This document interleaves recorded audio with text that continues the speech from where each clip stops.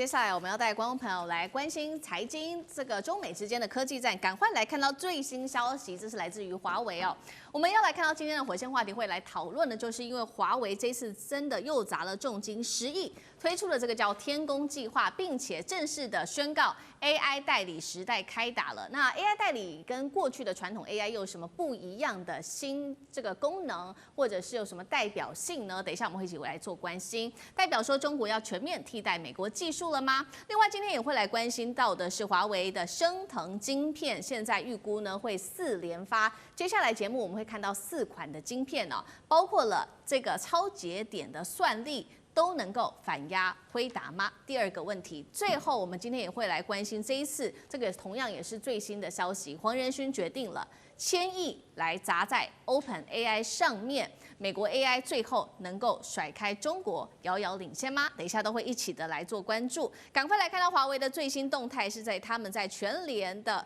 联接大会2025上面，他们宣布了 Harmony OS 5终端设备已经突破了1700万台，也就是在此刻，华为决定要推出它的天宫计划了。这一回投资金额是人民币10亿元，推动鸿蒙生态会从过去我们看到传统的 AI 走向 AI 代理。刚刚讲了嘛 ，AI 代理有什么样的特色？它可以自主的理解、规划，甚至执行任务、学习、调整，不会只是单纯的回应指令而已了。这个计划跟传统的 AI 有什么不一样？功能升级跟背后的战略，尚志哥怎么看？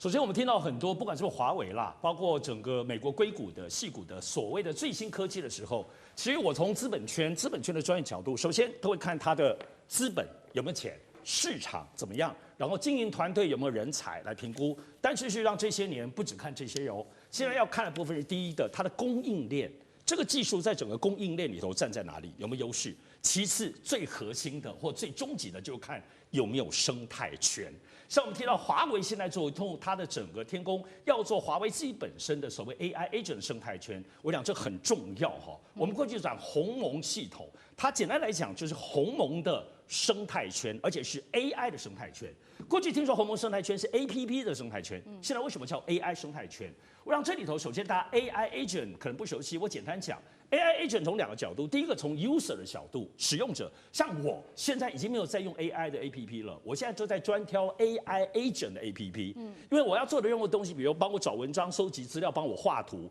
以前我要找3个 APP， 我现在只要找个助理，他直接帮我找 APP 就可以了。所以简单讲 ，AI 华为现在后面建立的 AI 生态圈也是一样，因为华为现在它的生态流就有超过1300多个很强而有力、经常被使用的 APP，跟他们这些开发的功能。可是你说要使用者去寻找，无论从 PC 或者从手机上很困难。所以华为如果建立这个技术生态圈去统筹，帮使用者去整理这个部分，我们现在看到可能是华为的一个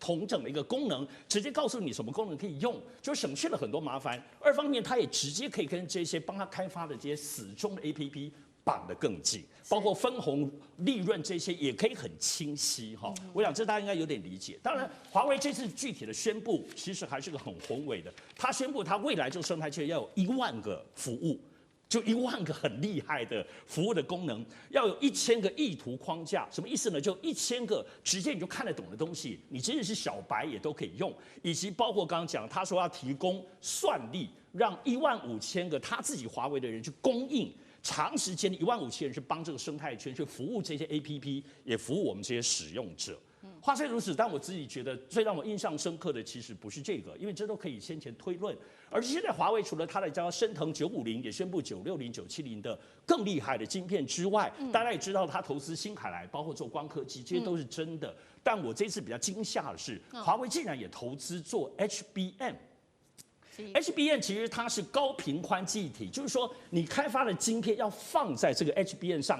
，888，它才可以快速的沟通。因为单单只有晶片，它只是算，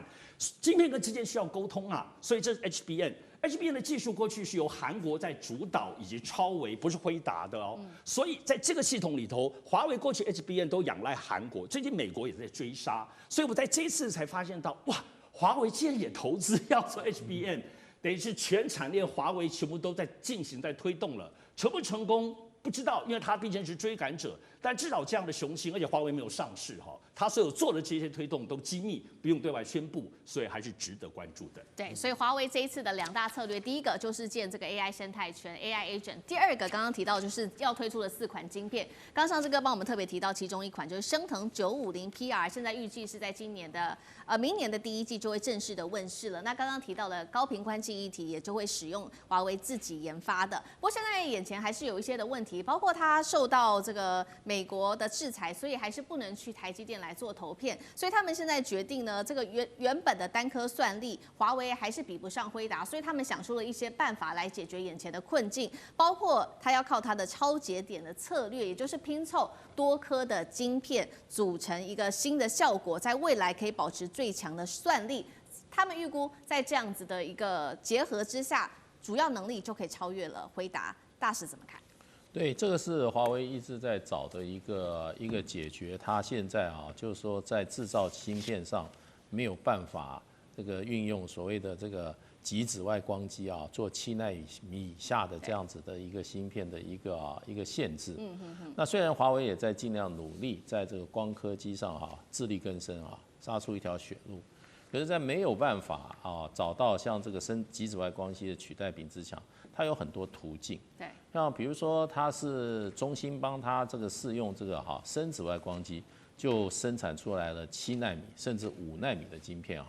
我记得这个华为曾经提过，他们就靠着什么堆叠的技术，还有一个是重复曝光的技术这些事实上都可以。那你堆叠的技术，你把几片晶片用封测的方式你不必一片晶片，而是几片晶片加在一起，把它的能效提升嘛。那除了这些所谓超节点的突破以外其实华为在 AI 的这个整个的这个跟美国的它的竞争对手在竞争的时候它除了用硬体上面来硬碰硬之外，比如说那个超节点就是硬体的硬碰硬嘛。是，我晶片是。因为照所谓的我们这个天宫系统事实上它有3个大的部分，一个就是算力的这个底座，算力底座就是需要什么？就是需要晶片，是你就是需要升腾910C，甚至是更高，这个是硬碰硬的，可是还有一个部分呢，所谓的天宫系统它要靠什么？模型平台，你要有算力底座，然后模型平台，比如模型平台，比如 DeepSeek 就是一个模型平台。那最近华为又推出一个新的，所谓就是说晶片跟这个什么也就是说逻辑晶片跟储存晶片之间的一个管理的一个系统，也就是说你在你的 AI 的晶片，比如说升腾它是属于逻辑晶片，那你要在这个所谓的记忆晶片，也就是 HBM 超宽频的这个记忆晶片里面，中间在这个高速的往返。把这些记忆的这些资讯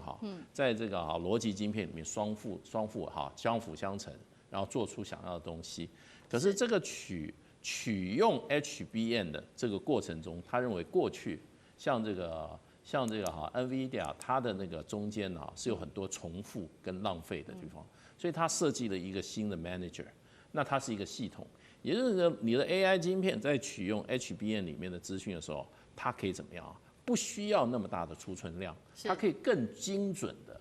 找到它所需要的资讯，就是说你储存的精细，这是它另外一个另辟一个途径。所以现在华为的 HBM 被美国也断了嘛，现在它不准这个海力士跟这个三星卖给华为这些 HBM， 那大陆就这个华为用这种方式，所以就变成就是说，其实达到目的有很多种方式。那这些也是中国大陆在模型平台方面做的功夫，所以呢，这些科学的路径不是只有一条路，有好多条路。所以华为事实上除了硬碰硬的晶片制造设计外，那其他在这个模型平台上面它也在找出路。所以呢，最后大家就看你做出来的结果是如何。那华为这个天宫还有所谓的行业运用这一块，它要把 AI 的应用尽快推动到所有的千家万户里面去。所以就整个来讲，华为是齐头并进，各种新的方法它都在一起在做。那这个可能比像 NVIDIA 这个公司只做晶片，可是它在大模型上面它事实上它一定要人家用它的大算力而不能够用小算力。这样子的一个模式哈，可能 NVIDIA 没办法突破，可是华为做得到。好，谢谢大使。那我们刚刚关心的是中国大陆它现在的进程。那我们现在也来看到，因为最新消息哦，这个同样也是来自于辉达，因为它也最新宣布了，它接下来同样为了拼 AI，所以它投资了1000亿美元哦，帮这个 OpenAI 来打造它的下一代超级数据中心，用电量现在根据统计会高达10 gigawatts， 配备数百万颗 GPU 来支持它最先进的 AI 模型的开发。那这个就能够帮助美国 AI 甩开中国吗？干哥怎么看？1000亿美元是什么概念？你知道吗？哎，黄仁勋怎么这个大手笔要干这个事情？其实很简单，他其实就说我今天啊一定要能够保有我在 GPU 啊仍是 AI 的核心，就是我 OpenAI 是我的主要客户，对我投资它的话，以后在 AI 的供应链上面，我一直可以保持领先的地位，而且1000亿也是长期投资啦，也不是说一次就拿出1000亿美金出来。可是1000亿美金真的是非常庞大，华尔街真的被他吓一跳。他说1000亿美金，你知道是什么吗？那个 Nike 大家知道全球知名的运动品牌，它的市值就是1000亿零50亿美金，也可以换算成整个缅因州的市值啊。缅因州的 GDP 就是1000亿美金年 GDP， 那如果照你这样子讲的话，那黄仁勋是不是在冒大险？其实不是，因为为什么？他不是已经投资了50亿美金到英特尔吗？然后买了英特尔的4%的股权嘛，对不对？所以我跟你讲，他在这一关，川普已经可以同意他了。其实黄仁勋心里还是心心念念在想大陆这个市场怎么办？这才是重点呐，对不对？因为他们说你现在他不是有一个 RTX Pro 6000D 的这个晶片，他说现在大陆不要，为什么？因为大陆认为说，其实我跟你讲，我们现在就是要提升我们华为，刚大使讲的技术，对，华为自己晶片的技术。那老实讲一句，如果说你认为华为现在晶片还做不到的话，它总有一天做得到。我讲句实在话，大陆的总有一天不会太远，明年就是总有一天了。所以其实大陆的进步有时候是华尔街他们没有办法去预测的这种事情。那现在阿里巴巴跟那个华为，他们就暂停买辉达的晶片了，它加速在自制当中。所以你认为，黄仁勋那1000亿的投资到底划不划算？有观察家认为说，你恐怕会成为 OpenAI 最后一个金主，因为 OpenAI 再这样无限制扩张下去的话，会很惨。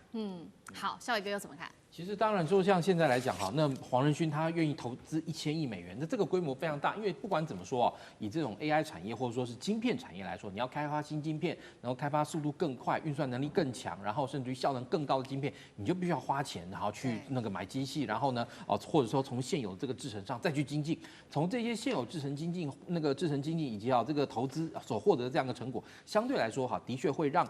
那个黄仁勋他在整个这个晶圆产业里面啊，他特别是它的这个晶圆设定是在这种所谓 AI 那个晶片，也就是说能够让它的晶片做 AI 运算跟提供这个那个功能。那这个时候它本身的这个如何能够让它的晶片未来在耗电量或者说效能上更为提高，这些钱花下去就是要做这些事情。那你说好，在未来的这个过程里面，你说现在中国大陆、美国现在基本上来说对中国大陆完全抱持了这样一个算是一个这个坚壁清野式的这样一个这个晶片的这样一个主角。所以在这个情况下，那对于美国来讲，如果说今天像那个